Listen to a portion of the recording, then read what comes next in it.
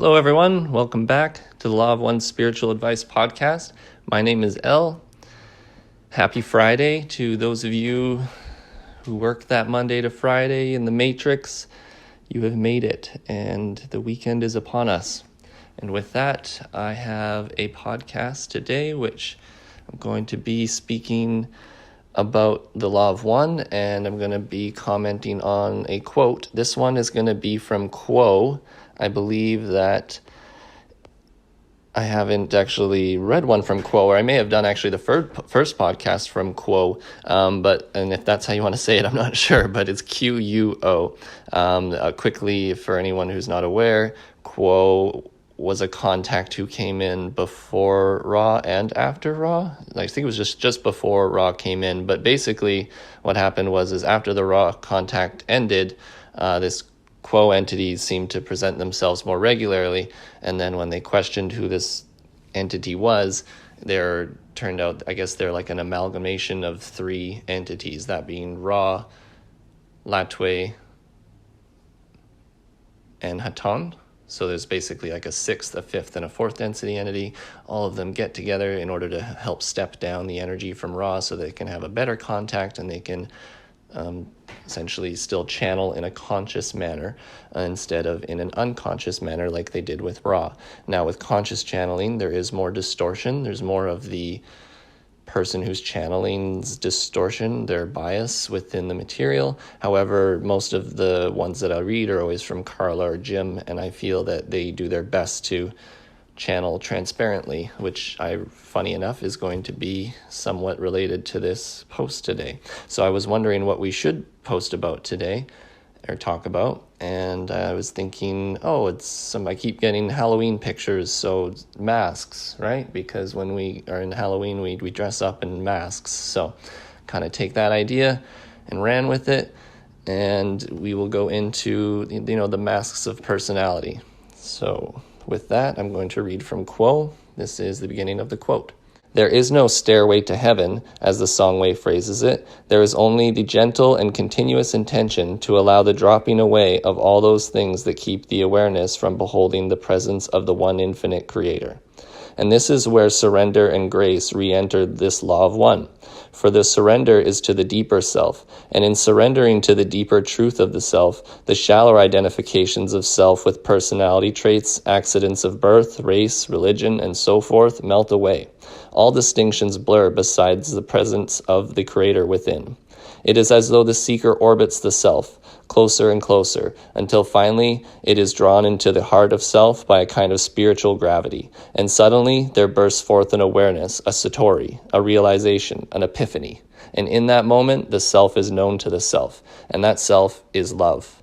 Blessed are those moments of grace when all masks fall away and the naked self stands fearless, beholding its own nature, which is sacred and divine." End of quote. Quo, The Law of One. This is from 2007, November 10th, and llresearch.org/transcripts, and you can always find links through my website at theoneinfinitecreator.com. Isn't that such a beautiful quote? When all the masks fall away and the naked self stands fearless, beholding its own nature, which is sacred and divine. Now this leads to a quote from Ra, which I read, sometime in the last couple weeks. So I've already somewhat spoke about this in a way, and I want to tie always a Ra quote to the Quo quotes if I can, to make the association.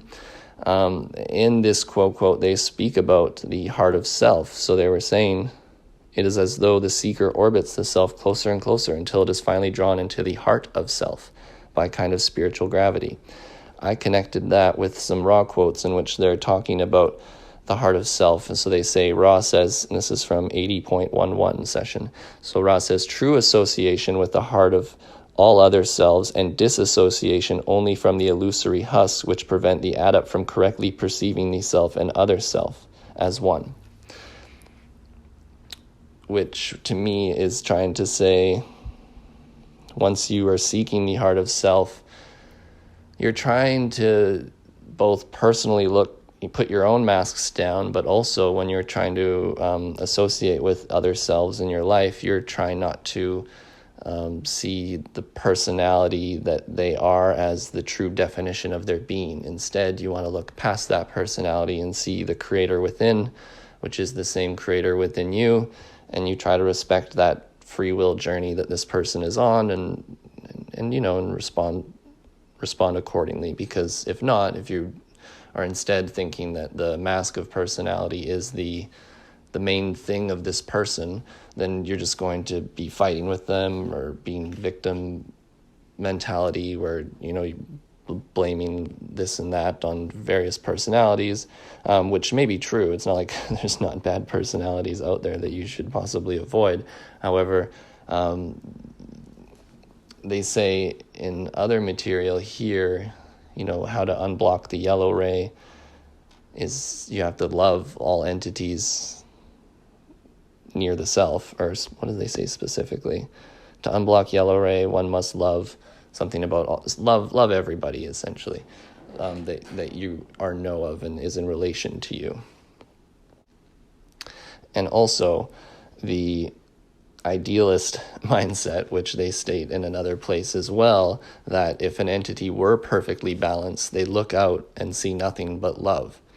So the way I would interpret that is that when I'm dealing with anybody, anything, any experience, any catalyst, and I perceive anything other than love, then there's something, either a mask that I'm wearing or a mask upon that catalyst or that other person or that experience, that is preventing me from seeing the truth of the situation, which is that this is the creator experiencing the creator. This is always the creator talking to the creator.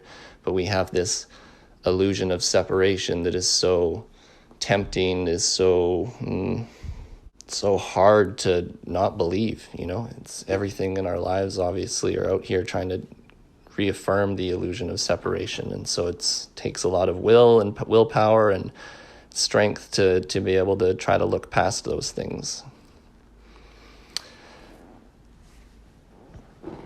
Which leads to the idea that we all have many masks. We all have different masks as well. I would say that just personally, as you are a person, you have a mask for your friends, you have a mask for your grandma, you have a mask for your loved ones, you have different masks for different people that you associate with. And you're thinking, well, is this a bad thing? I mean, I'm attempting to serve. Shouldn't I be attempting to serve in a way that is catered to the person who I am interacting with? Should I not wear a certain mask in order to serve them the best? Which sounds admirable, and it is. However, it is still somewhat of a mask, because my understanding is that it's more your spontaneous reaction to any catalyst in the moment. That spontaneous reaction is your true essence of your being. It's better to, instead of controlling things and putting on various masks, it's better to experience things in the day, at the end of the day, or whenever you want. Honestly, look into those triggers, those things that triggered you.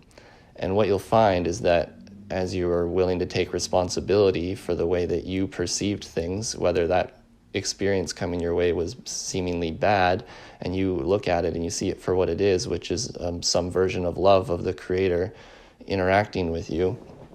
So you'll find that as you are wearing these different masks, these are attempts at you attempting to control the situation, and control is the path of service to self. It's, from my understanding, what the service to others entity does is they attempt to accept things.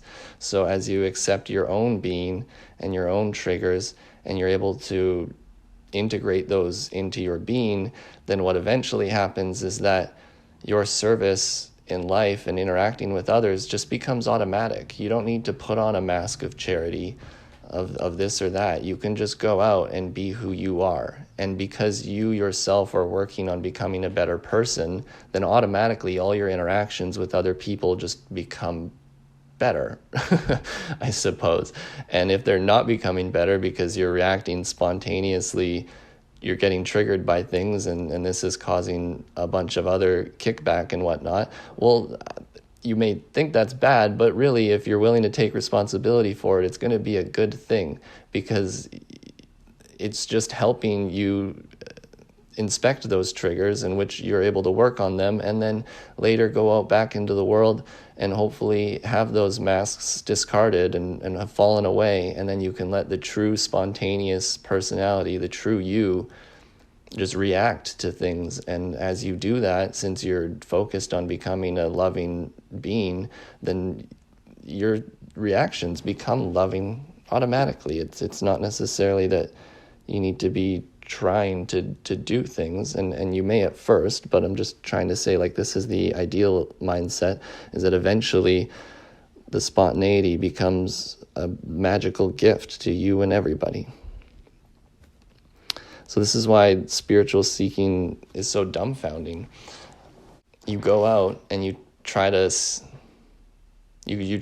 take off your mask, and then you have other people who are also wearing masks, have a sort of a double whammy situation in which you have yours and theirs. And so even if you're able to put your mask down in order to try to see past theirs, they may still be happy to wear their mask and not let you through, and that's fine. That's completely their free will. So now I want to back up a bit and go into, why would we have masks? Why do we need these masks of personality anyways? As you're a child is very, very spontaneous. It's not that they're necessarily plotting each reaction to each thing that they do like an adult does. And yet, in a child, that spontaneity is very magical in them, and they're also, generally speaking, usually naive and loving. And so I would think what happens is as you grow up and you are attempting to be a good person, which in my opinion would mean, you're trying to use the heart, you're using your heart and becoming vulnerable, and you put yourself out there, and then somebody smashes that and they reject you and they stomp on your heart.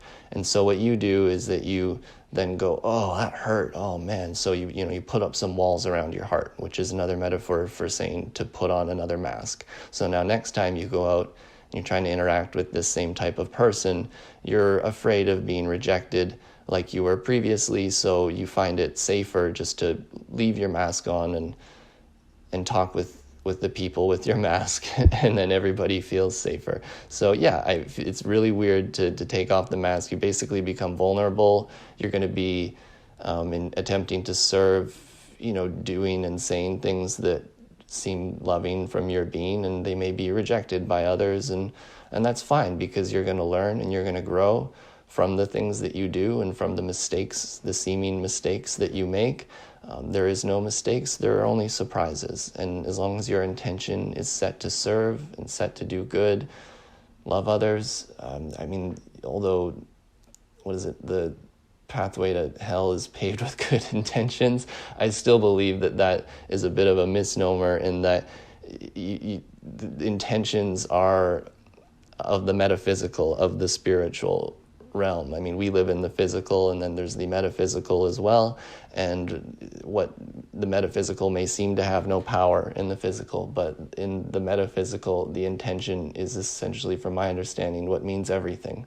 Your intention is what matters. So if your intention is set to serve, and you're willing to understand that it's the creator experience in the creator in all your interactions, that should allow you to take responsibility for the self and the way that you do react, and which masks that you're wearing and not wearing. And obviously you're attempting to put the masks down and become a transparent being. So as you attempt to seek, you're going to find a bunch of things that seems to not be love, and hopefully if you're doing well, you try to see past that and see the love for the moment, and you keep doing that, you'll have these moments of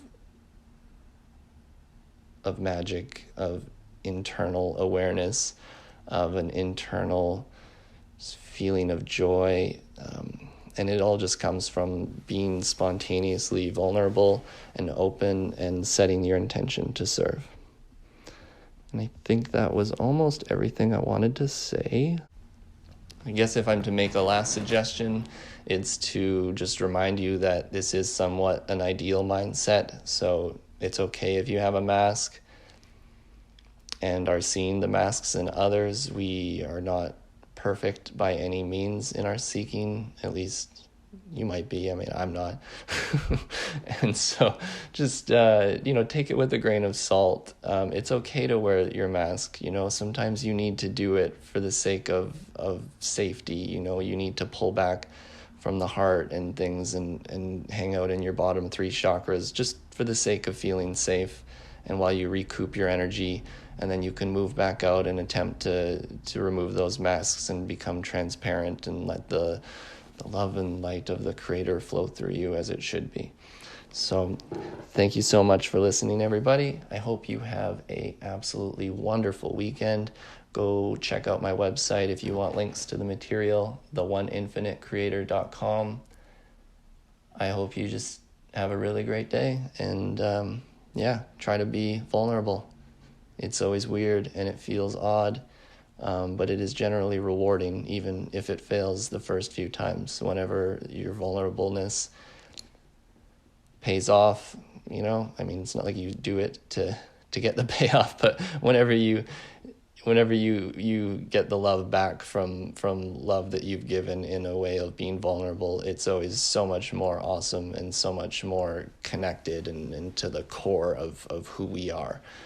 So thank you, everybody. I hope I expressed a little vulnerability today and sharing my thoughts with you. Much love. Have a great weekend. We'll talk again on Monday.